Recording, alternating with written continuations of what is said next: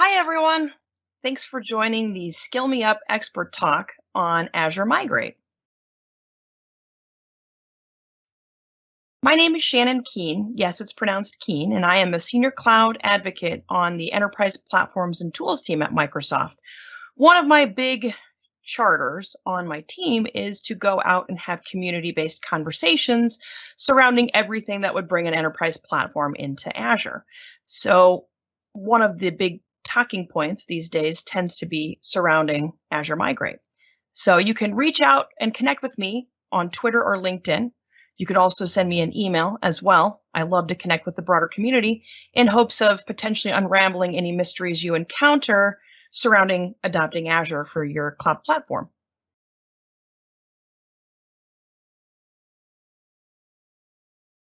And I'm Dwayne Natwick, co-presenter here today on this episode.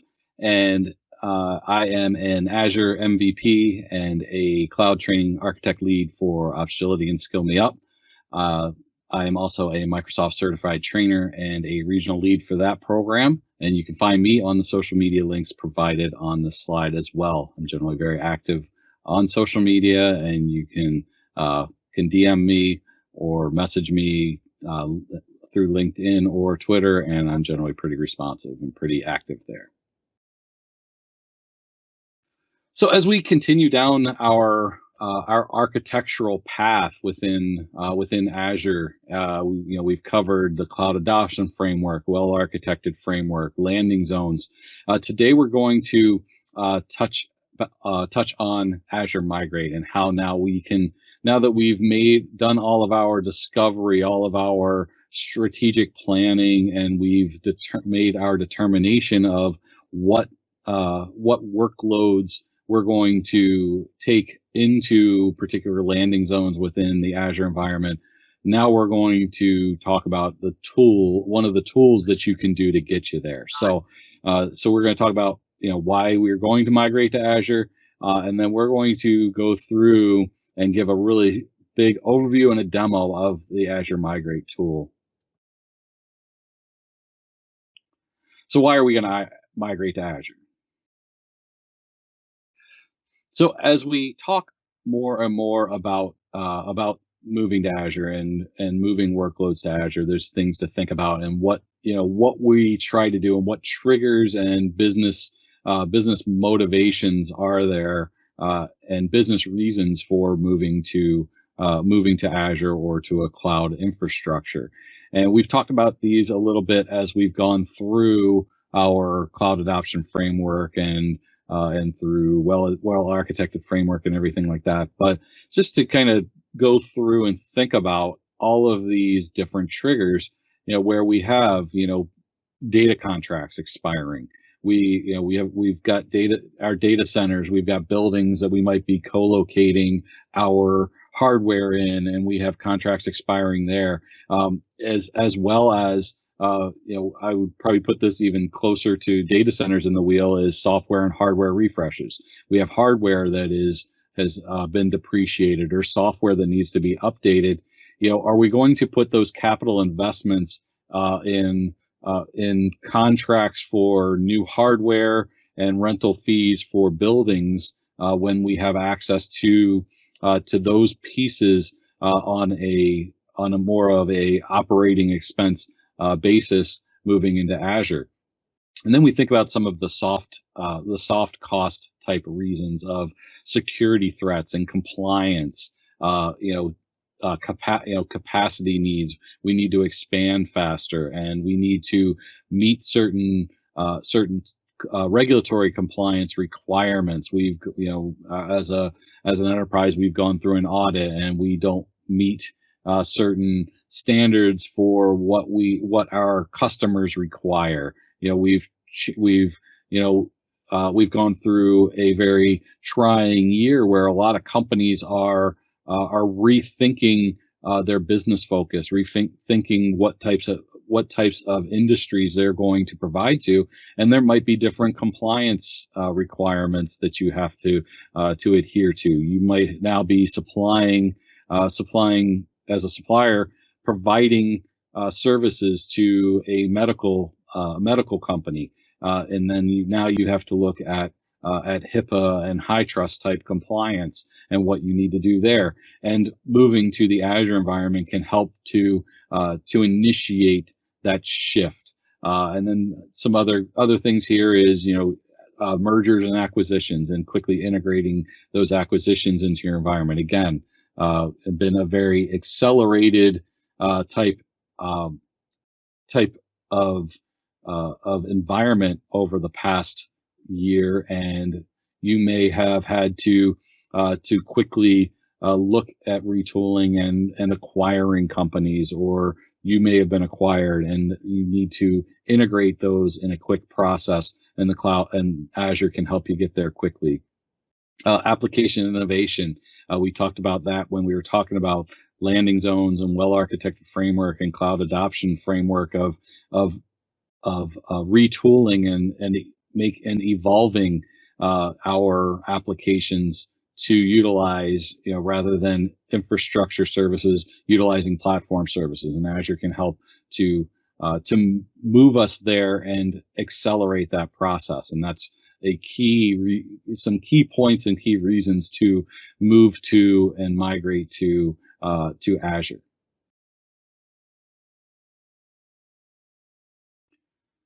And just to look a little bit further into here and into that rehost standpoint, which is that application innovation standpoint, we can look at then how we can operationally focus on that and take a lot of the things that we've talked about in the last few sessions that Shannon and I have done, and take those pieces from that wheel here on the left and look at how we rehost and refactor and re-architect and rebuild to maintain compliance, to provide that application innovation.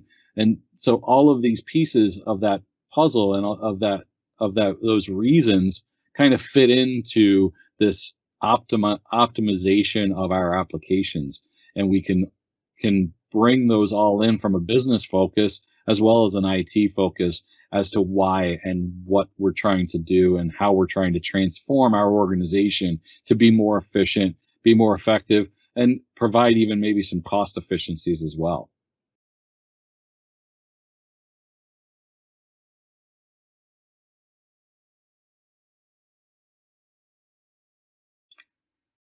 And as we continue again to focus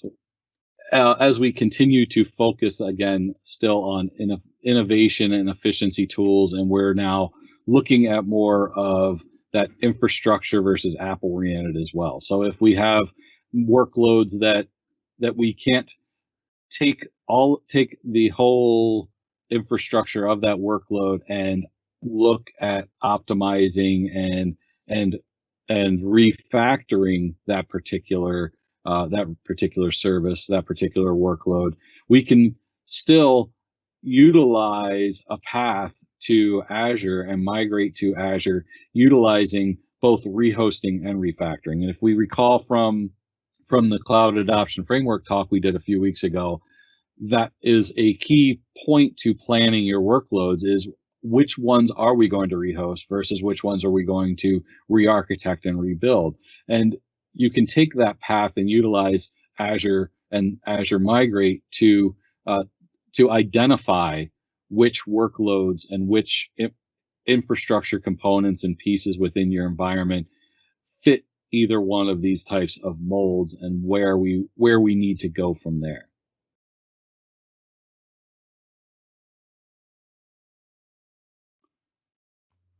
And this slide just kind of puts in play some different migration scenarios that we look at as we look through and look to our migration strategy. And typically it could be just simply a Windows server, and we're just looking at particular Windows servers or containers, our Active Directory, our DNS services, moving those services into a cloud environment rather than investing in new hardware, investing in new software licensing, things of that nature. Same with SQL Server. SQL Server, there's a very logical path to moving your SQL databases and moving into the Azure environment, because SQL is built in a platform-based service within within Azure, and a very strong use case there to if you're utilizing SQL databases on a regular basis, you can move it to a managed platform, decrease some of that overhead that is in place for update management, and bring that into a platform type scenario, which is then going to save you money from an overhead and IT standpoint. That then those resources can be reutilized in another form or factor that's more beneficial to the business. Moving web services, moving different PHP, Java, ASP, C# .NET type applications can move to a application service within Azure very easily, and save you money, save you time, and the ability, the need to host websites and be able to scale your website in and out based on traffic. You can put that in a platform app service within Azure, and very easily and automatically scale as you need on a consumption basis, rather than having to build big, large server farms that are needed for your website. Linux and open source databases as well goes along very similarly to SQL databases, but there are a lot of open source databases that are also platform services within the Azure environment. SAP and SAP HANA databases running. Microsoft has a architecture built around hosting SAP ERP systems, and an architecture around building out and architecting the SAP HANA database that is a very infrastructure sensitive and a large infrastructure needed for running that SAP HANA, especially if you're running it in a business critical high availability type scenario, that you have that ability to move it right into an Azure environment, stand it up in an Azure environment. And SAP is requiring many of their customers to move to that SAP HANA database here in the next few years, and rather than building the infrastructure that you need in your on-premises data center, you can very easily migrate that into an Azure environment, and there are ways to do that in stages where maybe you're still leaving the applications on premises for short term, but you're migrating the SAP HANA database and connecting over ExpressRoute and things like that. But you can, it's a good use case to start thinking about migrating to Azure. And then different specialized workloads, VMware, NetApps, specific use cases around different workloads and different services that you might not be currently consuming, or you consume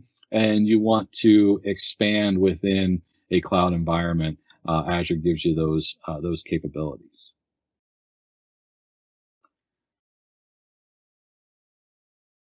And as we think again about our migration journey and talk about how we're going about our migration journey and the cloud adoption framework and all of those it all ties right into this, where you're going to and we'll go through this in our demo where utilizing Azure Migrate, we're assessing, we're migrating, and then after you get everything migrated, then you can optimize and you can continue to secure and manage. And if you think about it from a standpoint of the cloud adoption framework workflow, you have your assess and migrate in the define strategy and plan area, and then that optimize and secure and manage piece is all after you've decided, and rehosted or refactored your workloads within the Azure environment through, dropping them into landing zones and things like that. And there's many different tools to help you along your journey. And Azure Migrate's just one of those. There's different guidance and scenarios that we've talked about in terms of well-architected framework, the Azure Architect Center on Microsoft, fast track for Azure, and utilizing partners and utilizing the expert MSP network that Microsoft has is another great way to do it. And then taking into account also then just the fundamentals of it all, understanding the target architecture, the governance, how we're connecting, how we're securing, and also skilling the skills and readiness that's needed in terms of your own IT environment. And that's again where partners could play a key role in terms of how you're going about that migration journey. If you don't have that skill set and you aren't ready from that standpoint, partners can help you get there and help fast track that as well.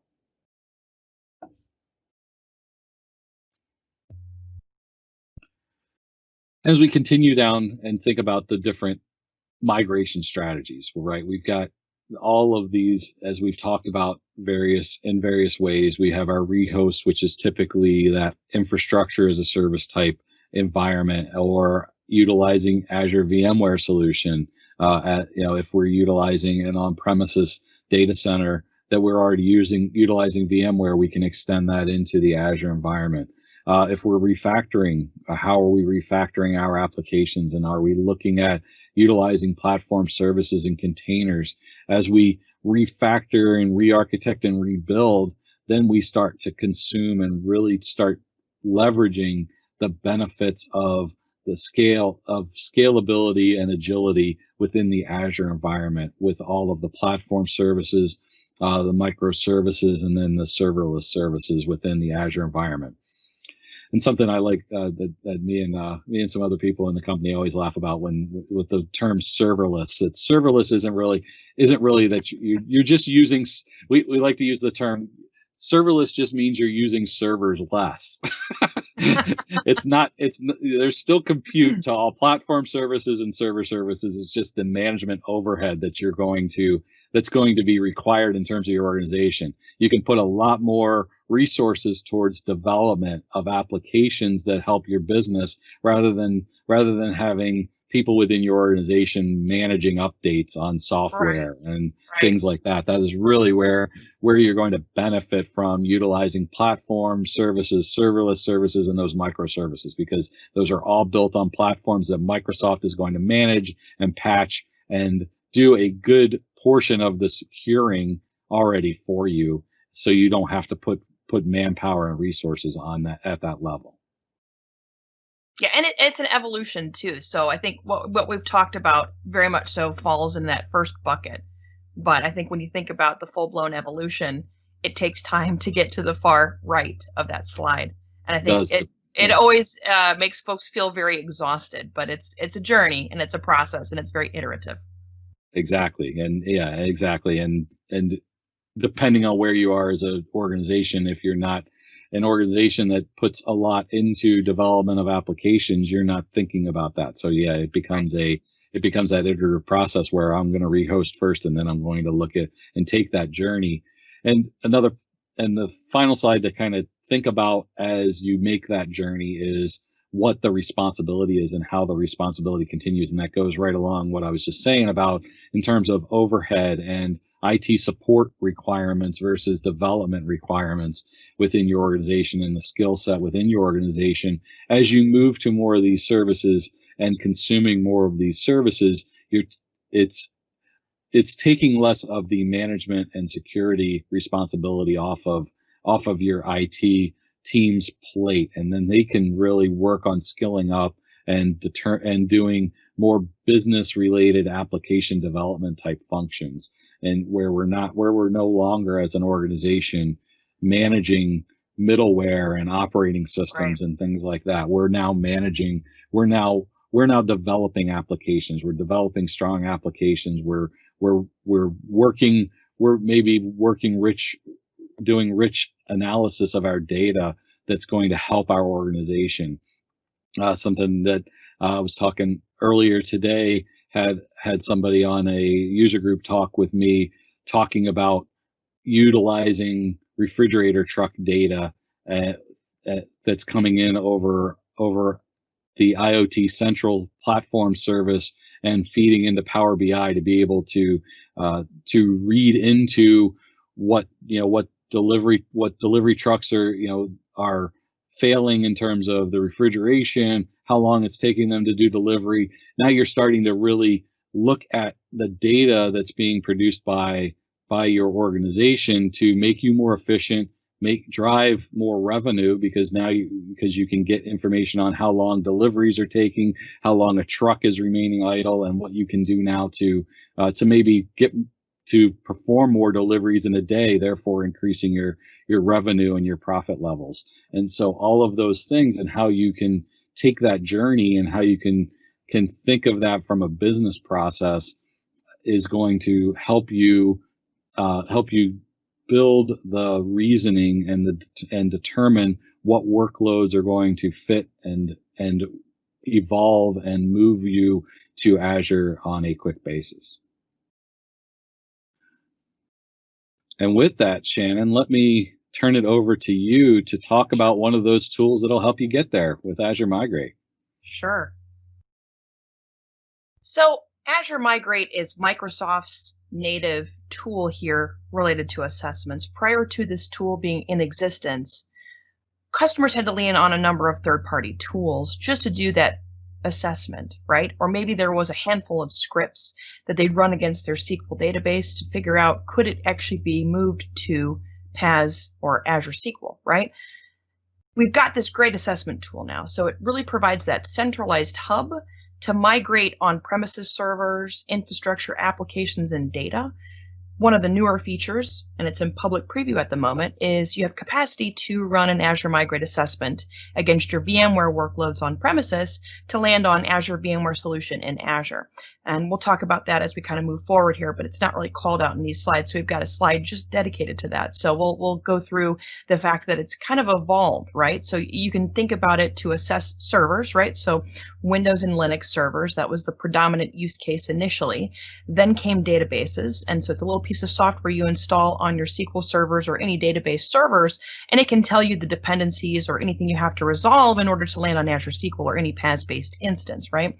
Now there's capacity to think about web applications. So if you want to just bypass IaaS entirely and move it directly to a web app, there's an assessment you can go through that'll take you through that phased approach of going from kind of the far left to the far right, right? And kind of bypass IaaS.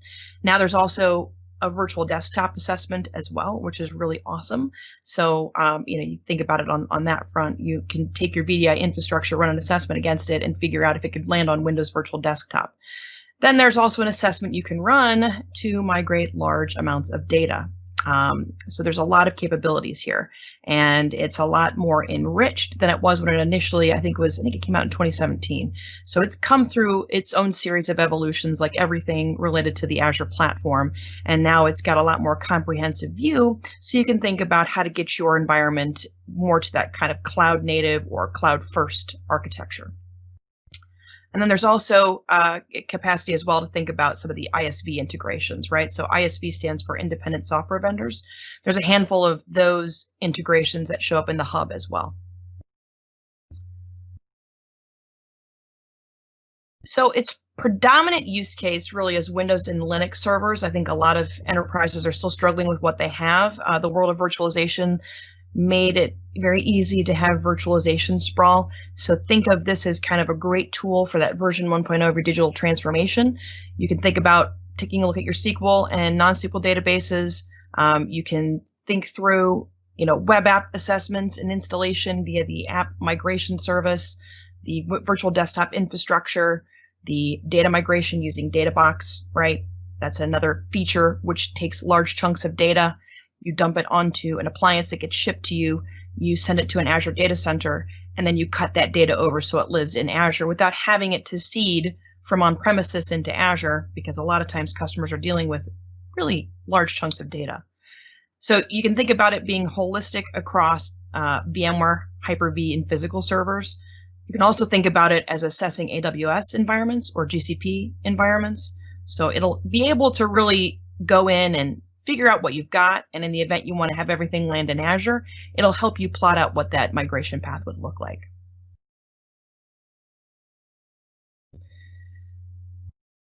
So and we'll all go through this when we dig into what the Azure Migrate Hub looks like. So, you've got a dashboard that you wind up, taking a look at after you've assessed an environment.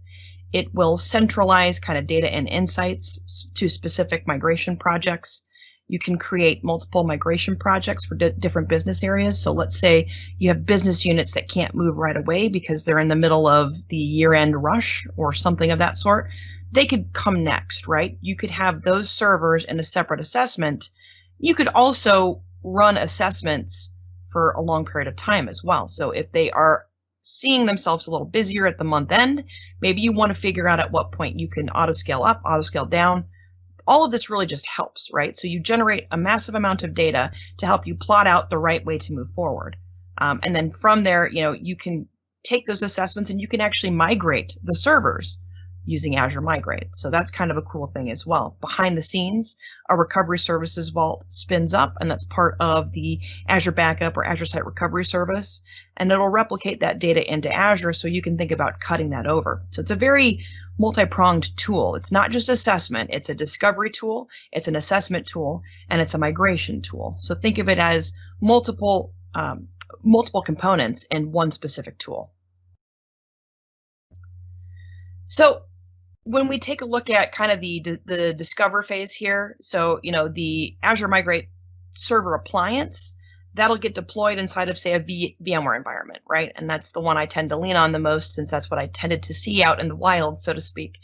Then you can take that assessment. It could be a dump from a CSV file. It could be the assessment itself. Sometimes customers run into weird, trickier problems being able to deploy the appliance because there's a specific amount of ports that have to be open. You have to make sure you've got a vCenter environment that can access servers in the VMware environment, as well as talk to Azure. So there's a lot of things you have to plan for.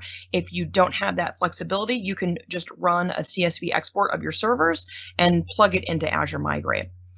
When it comes to database migration, there's a data migration assistant tool that gets installed on your SQL servers, for example. That'll help you figure out at what point these servers could be migrated as is, what needs to happen in order for them to land into Azure SQL, etc.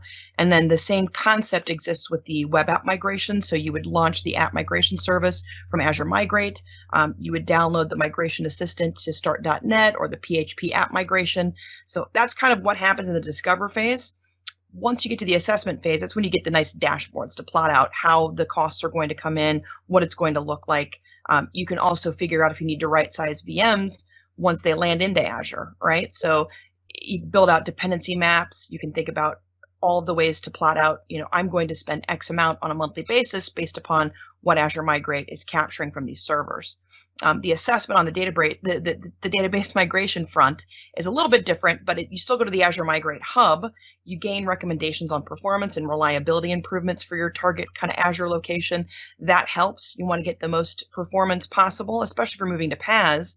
Not to say you can't get the same like for like, but it's a little bit different, right? So you're not leaning on a VM specifically, you're leaning on SKUs, and that's a little bit different. So you want to make sure you pay attention to those recommendations that show up in the hub. From a web app perspective, the Azure Migrate appliance will scan the public endpoint. It'll get a list of the technologies used. It'll figure out what ports need to be open, maybe figure out how to right size that or recommend the right way to deploy that into web apps. And then that's really how you kind of figure out the right way to move that one into Azure. When it comes to the migration side, like I had mentioned, Azure Migrate will migrate those servers for you. Right behind the scenes, it's essentially ASR, Azure Site Recovery. So that's really the way to think about it. It's block level replication.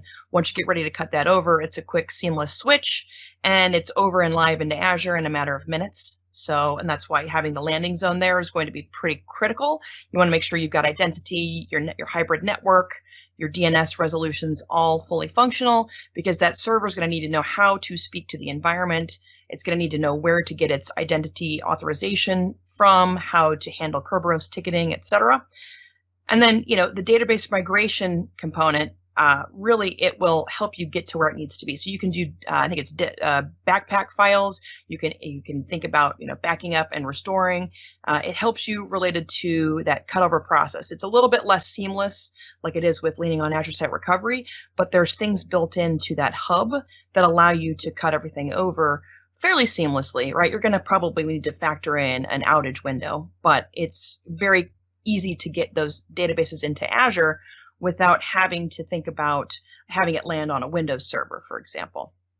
Yeah, it looks like they've integrated the database migration assistant and migration service into Azure Migrate as one useful tool. Yes, correct. And there's a handful of ways I've dealt with it over the course of its existence, right? So the most recent one I did was I did an open hack earlier in the year, and unfortunately we can't travel now, but that was one of the last times I got a chance to travel, and it was kind of a cool reality, really getting a chance to see what it looks like, right? So if there is low-hanging fruit, it's an easy way to think about how to migrate your servers over, at least build up that skill, right? I think that's the hard part. I'm taking everything that I know and love and believe in related to sitting on a Windows server, and I want to have it go live in Azure SQL. Well, how can I make that happen?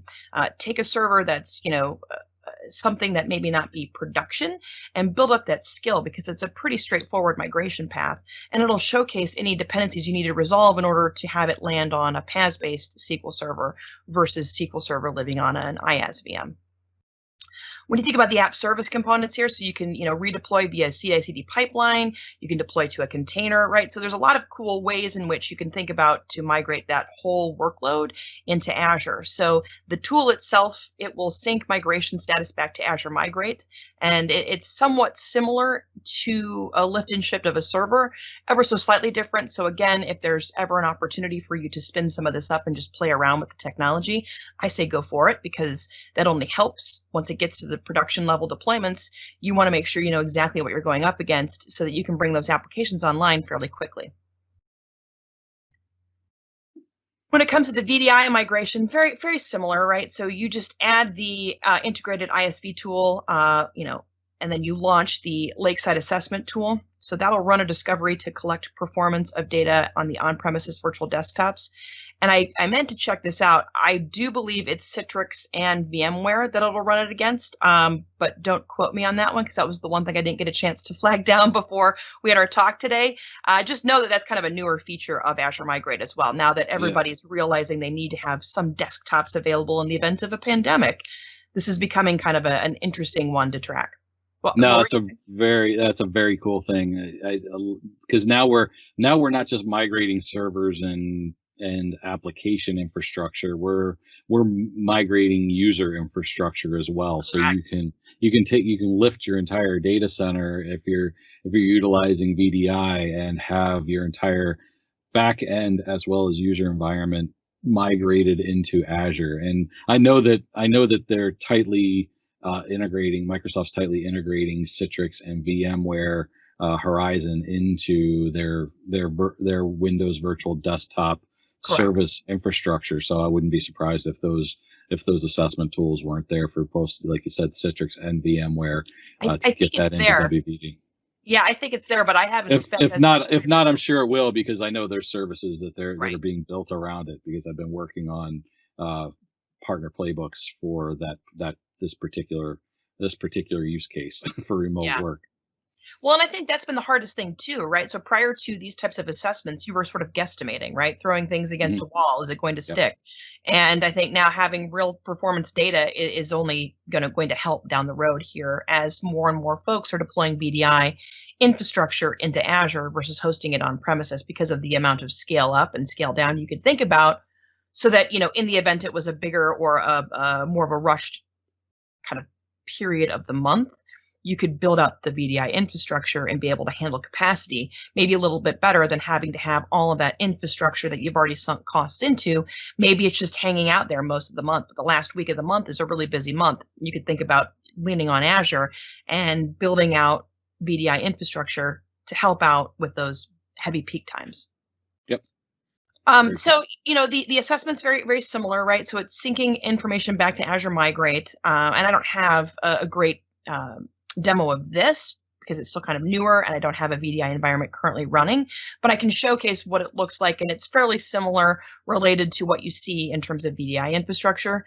And then you would just replicate machines very similarly like you do with the servers using Azure Migrate. So, which tells me that it's another ASR replication, so it's block level replication with application consistent snapshots and crash consistent snapshots.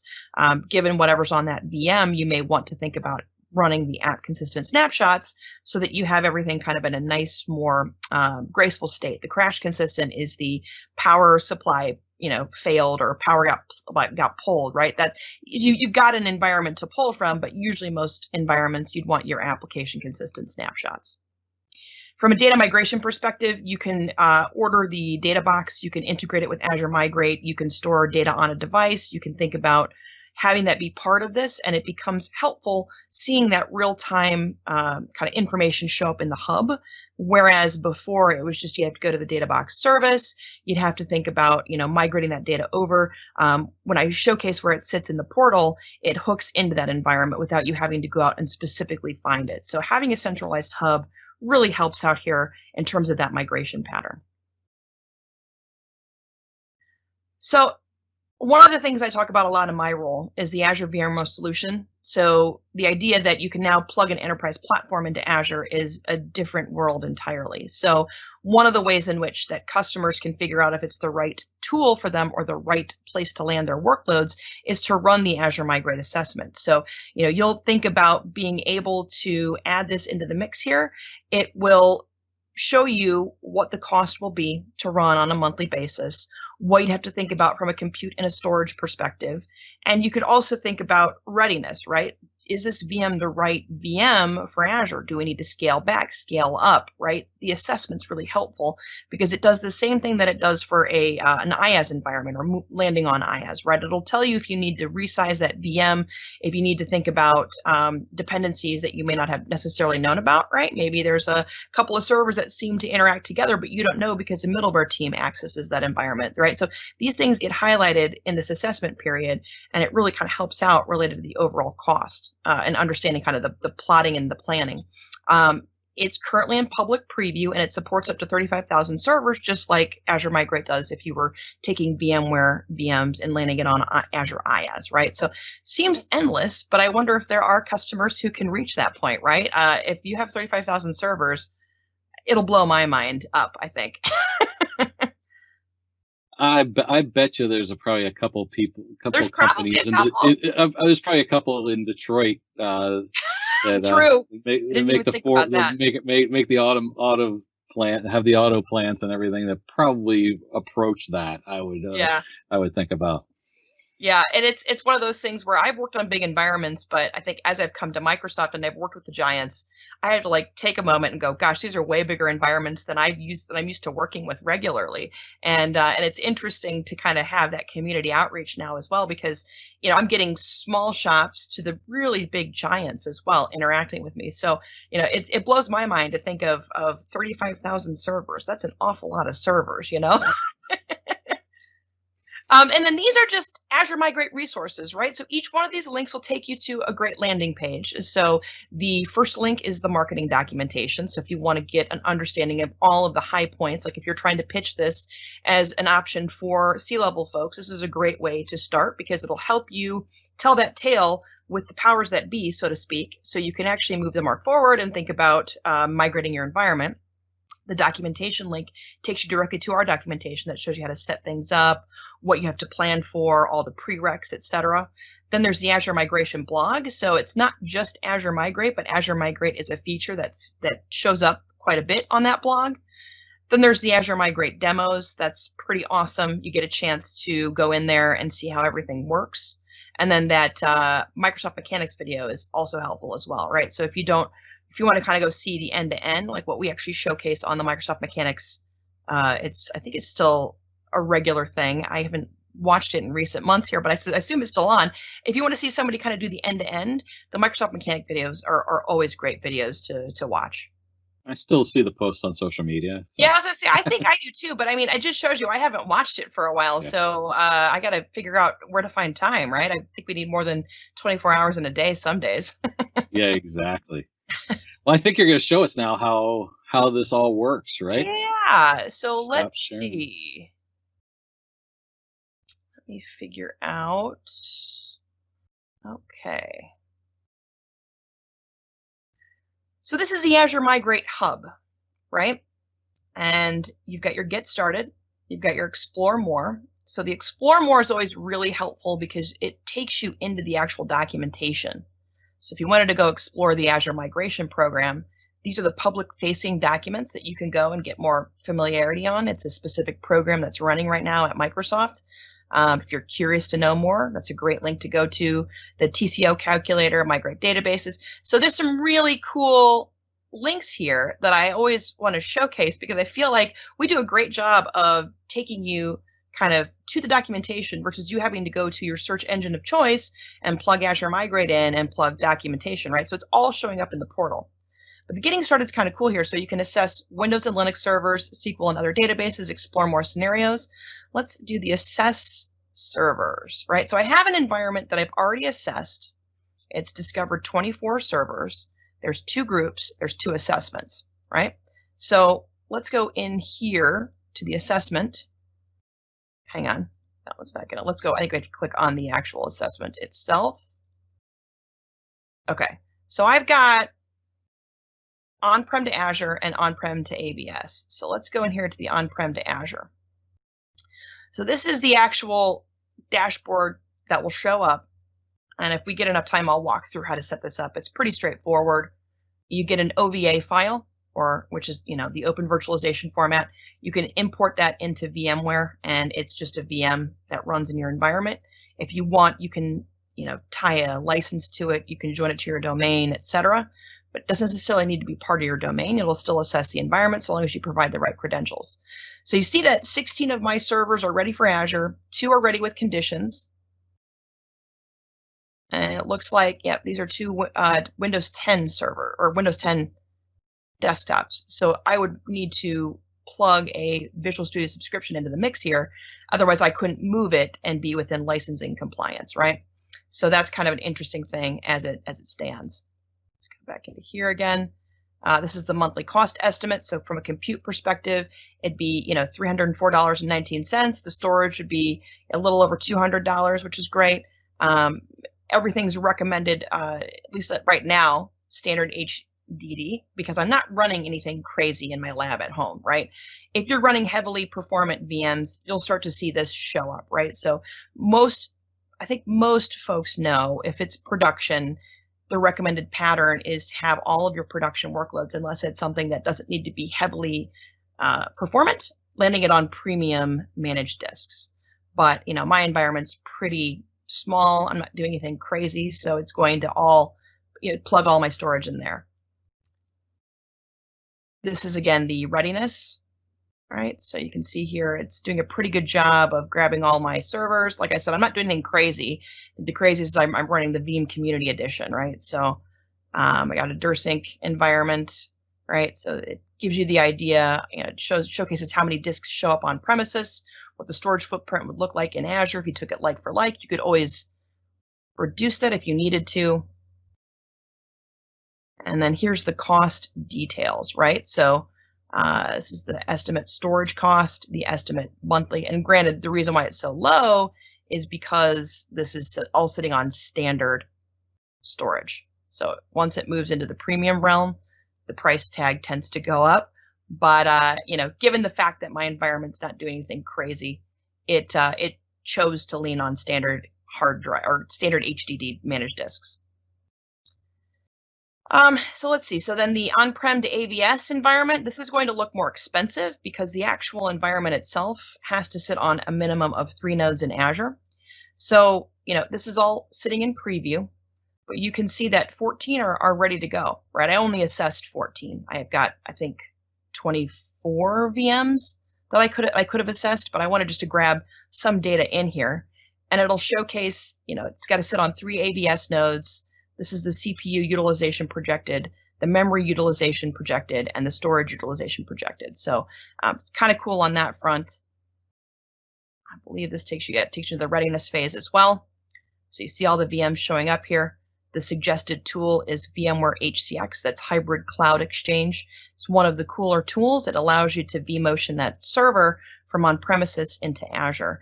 And the recommended pattern is to have an express route circuit from a production perspective already in play and connected to Azure so that you can enable global reach from the AVS environment, which gets you an express route circuit to talk to your customer provided, so your own express route circuit. And then you can migrate that VM over your private link into Azure using ExpressRoute and then VMware HCX Enterprise. So that's kind of cool as it stands. Let's go back to the Azure Migrate Hub. So this is where you could replicate. So we could specify the replication. And then you'd click Next. You want to import, apply the settings. So let's do the Win servers. So these are all my Windows servers, right? So again, this one's going to say, you know what? You need your Visual Studio subscription. Just make sure you've got that handy. It'll allow me to replicate it over, but again, it's showing up as a warning because of the fact you want to be in licensing compliance. So I've got to select, I got to select the VMs. Hang on. Let's see. We'll replicate. I think I've got a couple of VMs here that I've used with ASR previously. I'll replicate those two. We'll move it to, let's go East US. This is my subscription. I think I've got, I must not have that. Hang on. Let's see. I'll put it into my VMs resource group. I'll add it there. We won't allow, or we won't build out infrastructure redundancy, but if you needed it, this is where you would set it up. I don't have hybrid use benefit here from a licensing perspective, so I'd click Next. I could change the VM size, right? If I said, I actually want to go with something that's different than the standard F1, I could there. So that's kind of cool. Disk to replicate all disks. Right, so the first time you replicate, you do have to replicate all disks, but let's say you realized all you needed was one disk. Once you replicate it, you could break replication and re-replicate and only replicate the one disk you need. So that's kind of cool. You could always change this to be standard SSD, right? But because I chose to do this in the sense of it's really reflective of what I'm running in my environment at home, I'll leave it at standard HDD. And this is where you would just click on replicate. Now, I'm not going to do that because I don't have anything set up to throttle the replication path. So ASR typically likes to just go gangbusters, so to speak, right? Once it's replicating, it'll replicate whatever it could potentially do. It'll saturate the network. We're all living in the at-home world right now. My internet connection is pretty decent, but I don't want to burden it at the moment. So that's kind of, taking it from that start phase to replication. We have a little bit of time here, so I could go through what it's like to do a discover. So let's call this, oh, hang on, I already have this. Let's see, I'll call it 3. So you'll generate a key. This takes a little bit of time here. And then you see you've got capacity to download the OVA file or a zip file. Now the zip file is a little bit different of a deployment. I haven't gone through it myself, but it's essentially a bunch of PowerShell scripts. So if you have a VM you could transform, you don't want to download an OVA, you don't have capacity to deploy a template like that, you could just take that zip file.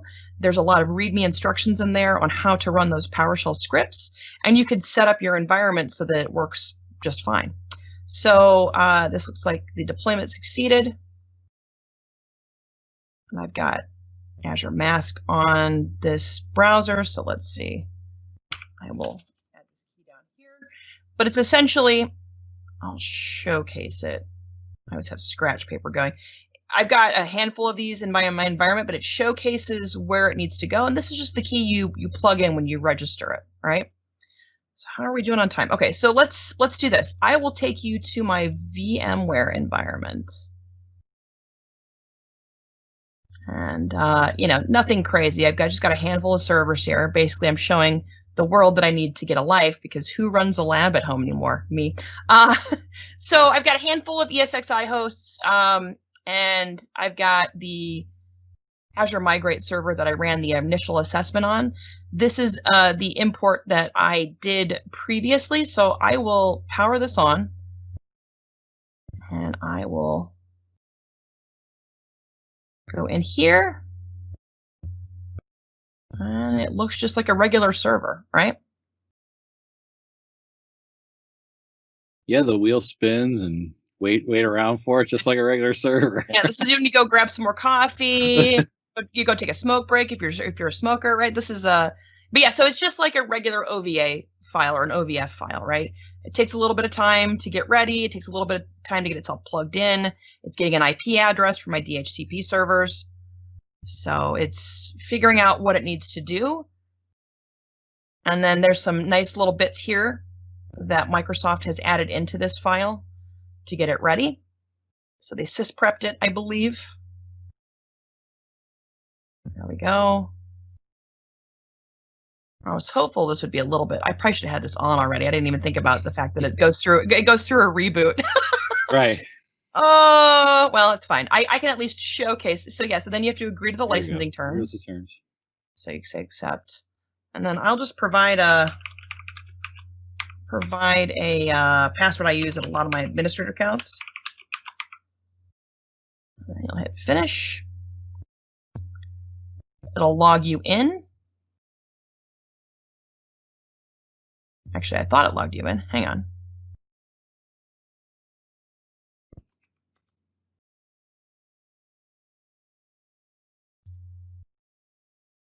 I'll just say yes.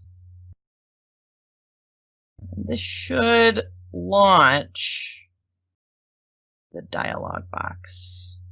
So there's some stuff that's running. There you go. So if you've ever deployed ASR, it's somewhat similar. There's a web-driven deployment process where you answer a handful of questions. You make sure, so you say, I agree.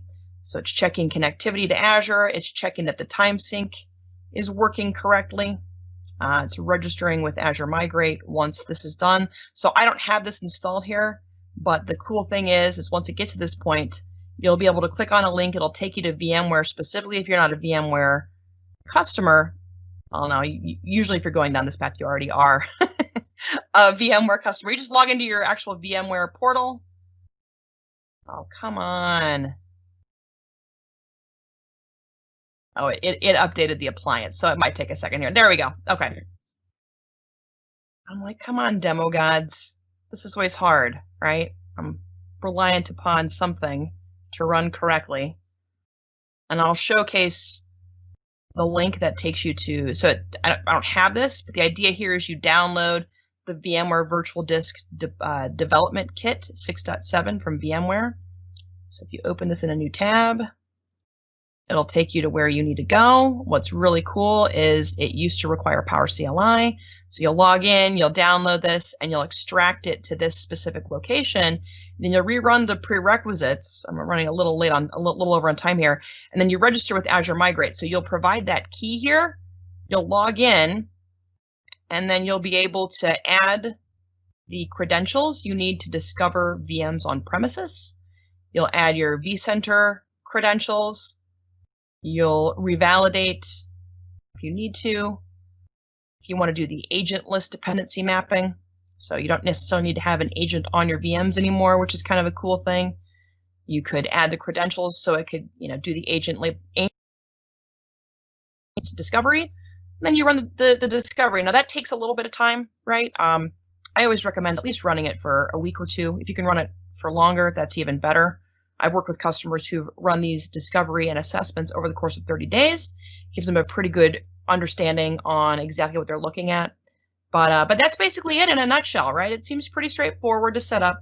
There's also a way to onboard it now with PowerShell, which is kind of cool. So if you're more of an automation shop, or you want to have an automated way of doing it, you can do it that way. Shannon, real quick, where would they utilize the agent versus the agentless discovery? What is the benefits between one versus the other?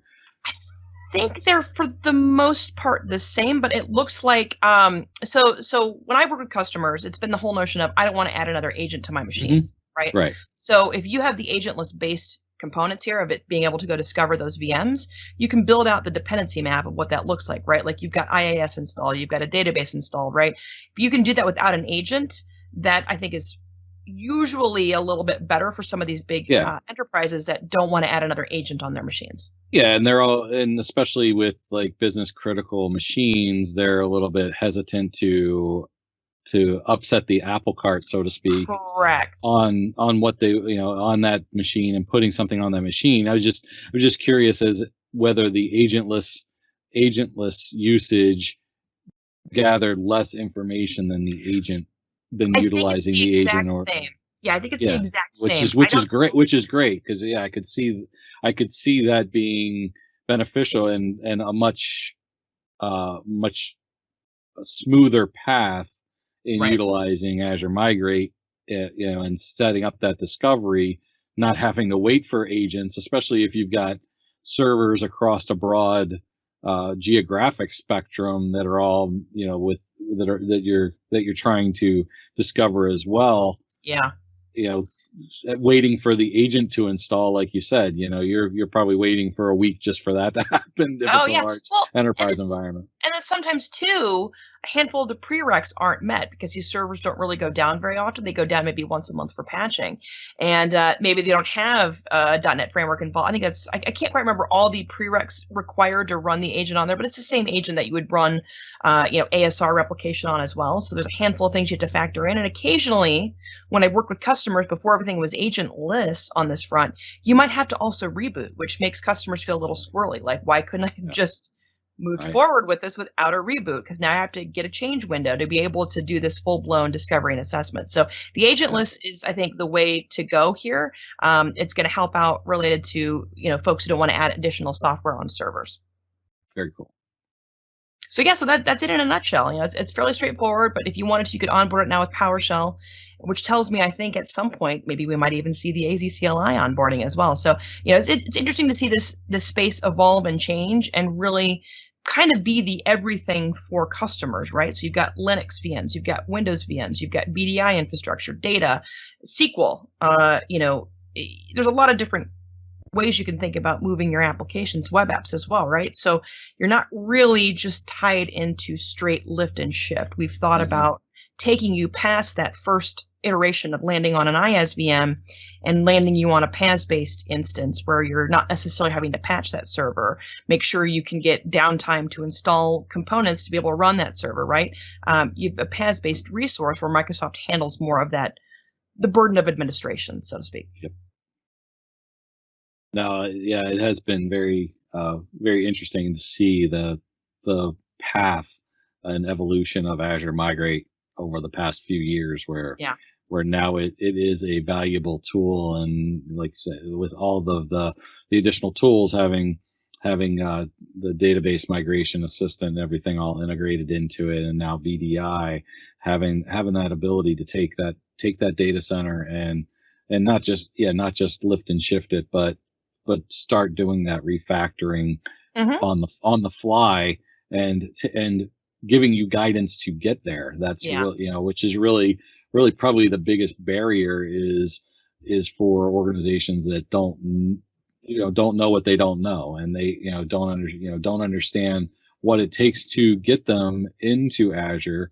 This helps to then assess that, take a look at it, get an idea of what the benefit is of it as well. I mean, you can run this discovery tool on your environment and decide, it doesn't make sense at this time to do it. Let's look at it, a few months down the line when when we've got to do a software refresh or a hardware refresh. But you can at least get some rich information out of just running the discovery part of this tool before you determine what you're going to consume within Azure. So you can also export some of the reporting too. So if you've got somebody that's a C-level executive that might want to see some of these dashboards, you could always export that data as well and make it be meaningful for folks who may not necessarily have access to an Azure portal or Azure in general, but they may have to be the ones that make the full-blown business decision as well. So you can always think about exporting some of this data into nice, easy-to-use reporting so that, folks feel comfortable with the strategy of moving workloads into Azure. Well, cool. Let's get things wrapped up here. So I want to thank everybody for attending today. Hopefully you learned some great things about why we look at some of those business strategies and business drivers for migrating to Azure, and then what we do to migrate, how we're going to discover and assess and determine the workloads and determine whether we're rehosting or refactoring, and then how Azure Migrate can then help us get to that point. So as we've continued down the lines of these discussions and these talks, we've got a couple more left. I think our next one's on operational evolution. So we're going to talk a little bit more in a couple weeks with the U.S. holiday next week. We're not doing a talk next week, but I think in a couple weeks we've got at our next one on operational evolution, where we're going to talk a little bit more about some of the things that we talked about today that I alluded to around moving into different platform services and how that changes how our operations are running from a support structure into more of a transformational organization. So looking forward to that one, and then we'll be finishing up talking about some of those management tools then for that operational evolution, such as and talking specifically around Azure Arc and how that can help you with your monitoring and management of your Azure as well as your hybrid infrastructure environments. So looking forward to the continuation of this talk as we've gone through and kind of hit on some very key areas as everybody is thinking about a migration journey. So thank you very much for attending this Skill Me Up episode on Azure Migrate. I'm Dwayne Natwick. I'm Shannon Kuehn. Thanks for joining.